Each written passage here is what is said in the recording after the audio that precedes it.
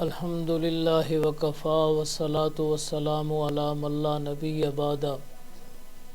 اما بعد فاعوذ باللہ من الشیطان الرجیم بسم اللہ الرحمن الرحیم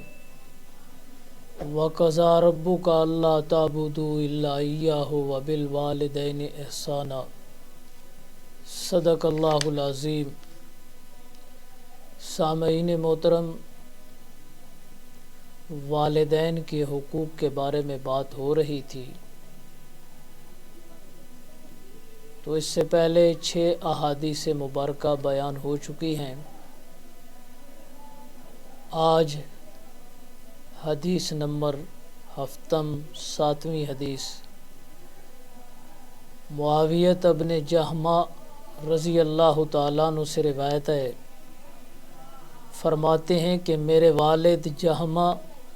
نبی پاک صلی اللہ علیہ وسلم کی خدمت میں حاضر ہوئے اور عرض کیا کہ میرا ارادہ جہاد میں جانے کا ہے اور میں آپ سے اس بارے میں مشورہ لینے کے لیے حاضر ہوا ہوں۔ تو آپ صلی اللہ علیہ وسلم نے پوچھا، کیا تمہاری ماں زندہ ہیں؟ تو انہوں نے عرض کیا، ہاں یا رسول اللہ۔ آپ صلی اللہ علیہ وسلم نے فرمایا،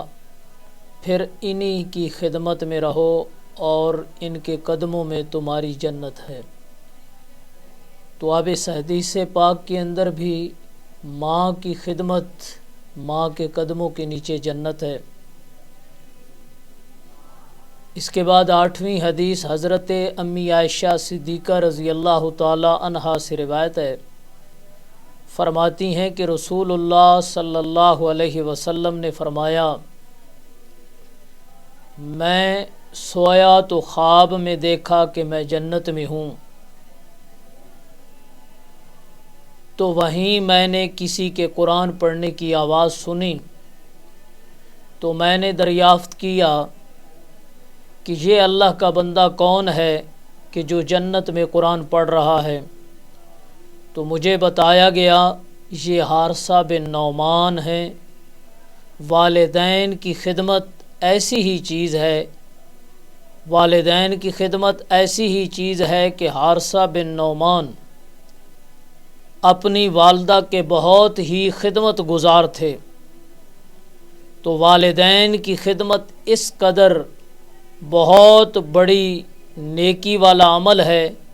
کہ اسی کی بدولت حارثہ بن نعمان کی تلاوت کی آواز جنت میں سنائی دے رہی تھی۔ اس کے بعد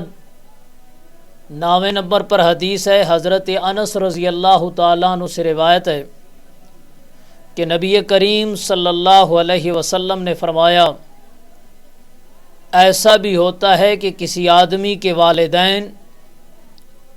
یا دونوں میں سے کسی ایک پر موت آ جاتی ہے اور اولاد زندگی میں ان کی نافرمان اور ان کی رضامندگی سے محروم ہوتی ہے، لیکن یہ اولاد ان کی وفات کے بعد ان کے لیے اللہ کریم سے خیر و رحمت کی دعا اور مغفرت و بخشش کی استدعا کرتی رہتی ہے، تو اللہ پاک اس نافرمان اولاد کو فرما بردار اپنے کاغذوں کے اندر لکھ دیتے ہیں۔ جس طرح زندگی میں والدین کی خدمت اعلیٰ درجے کا عمل صالح ہے جو بڑے بڑے گناہوں کا کفارہ بن جاتا ہے، اسی طرح ان کے مرنے کے بعد بھی ان کے لیے مغفرت، ترقی درجات کی دعا بھی ایسا عمل ہے جو ایک طرف تو والدین کے لیے راحت و سکون کا ذریعہ بنتا ہے، اور دوسرا فائدہ اس کا یہ ہے کہ اولاد کے گناہوں کی تلافی ہو جاتی ہے۔ جو والدین کی خدمت میں ان سے سرزد ہوئی ہوتی ہے، اور قرآن کریم کے اندر بھی اولاد کو ہدایت کی گئی کہ والدین کے حق میں دعا کیا کرو۔ 10ویں نمبر پر حدیث ہے، حضرت اسماء بنت ابی بکر رضی اللہ تعالی عنہما سے روایت ہے کہ نبی پاک صلی اللہ علیہ وسلم اور قریش مکہ کے درمیان ایک معاہدہ ہوا، تو میری والدہ جو مشرکانہ مذہب پر قائم تھیں میرے پاس آئیں، تو میں نے نبی پاک صلی اللہ علیہ وسلم سے عرض کیا، اللہ کے رسول، میری والدہ میرے پاس آئی ہے اور کچھ خواہش مند ہے، تو میں کیا اس کی خدمت کر سکتی ہوں؟ آپ نے فرمایا ہاں، اس کی خدمت کرو۔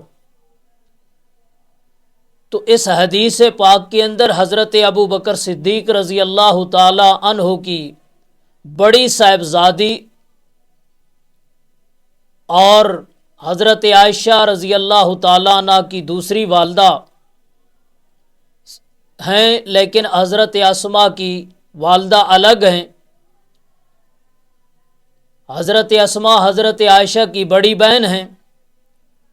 مگر حضرت اسماء کی والدہ کو حضرت ابو بکر صدیق رضی اللہ تعالی عنہ نے زمانہ جاہلیت ہی کے اندر طلاق دے کر الگ کر دیا تھا۔ بہرحال اسلام کے دور میں یہ ان کی بیوی نہیں تھی۔ صلح حدیبیہ کے زمانے میں جب مشرکین مکہ کو مدینہ آنے کی اور مدینہ کے مسلمانوں کو مکہ جانے کی اجازت مل گئی، تو حضرت اسماء کی والدہ بھی سفر کر کے اپنی بیٹی کے ہاں آئیں، تو حضرت اسماء رضی اللہ تعالی عنہا نے آپ صلی اللہ علیہ وسلم سے پوچھا، کیا کافر و مشرک ہونے کی وجہ سے میں ان سے ترک موالات اختیار کر لوں، یا والدہ کے رشتے کا لحاظ کرتے ہوئے ان کی خدمت اور حسن سلوک سے ان کے ساتھ پیش آؤں؟ آپ صلی اللہ علیہ وسلم نے حکم دیا کہ ان کی خدمت کرو، ان کے ساتھ وہی سلوک کرو جو والدہ کا حق بنتا ہے۔ تو ان احادیث مبارکہ سے معلوم ہوا اور آخری حدیث سے بھی معلوم ہوا کہ ماں باپ اگر کافر بھی ہوں، ماں باپ اگر مشرک بھی ہوں، تو دین اسلام نے ان کی خدمت اولاد کے ذمہ لگائی ہے، ان کی خدمت کرنا ضروری ہے۔ تو اب ان احادیث مبارکہ کو سامنے رکھتے ہوئے اگر آج ہم اپنے حال کے اوپر غور کریں کہ ہم اپنے والدین کے ساتھ کیسا سلوک رکھتے ہیں، والدین کو اپنے دوستوں سے بھی گرا ہوا سمجھتے ہیں، بعض بدبخت تو ایسے ہوتے ہیں کہ والدین کے اوپر ظلم کرتے ہیں، تشدد کرتے ہیں، ان کو تکلیف پہنچاتے ہیں، جب ان کی بات نہیں مانتے تو والدین کو تکلیف ہوتی ہے، اور کبھی کبھی ایسا بھی ہوتا ہے کہ جب تکلیف کی انتہا ہو جاتی ہے تو والدین کے دل سے ایک آہ نکلتی ہے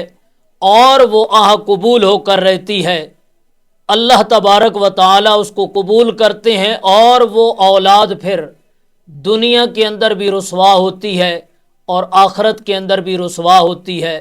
تو ہمیں چاہیے کہ ہم اپنے والدین کی خدمت کر کے جنت حاصل کر سکتے ہیں، ہم اپنے والدین کی خدمت کر کے اللہ کی رضا حاصل کر سکتے ہیں، ہم والدین کی خدمت کر کے رسول اللہ صلی اللہ علیہ وسلم کی سفارش کے مستحق ہو سکتے ہیں۔ تو لہٰذا ہمیں اللہ تبارک و تعالی قرآن و حدیث کی سمجھ عطا فرمائے، دین اسلام کی سمجھ عطا فرمائے، اور پھر اپنے قریبی رشتہ دار والدین کی خدمت کی توفیق عطا فرمائے۔ وما علینا الا البلاغ۔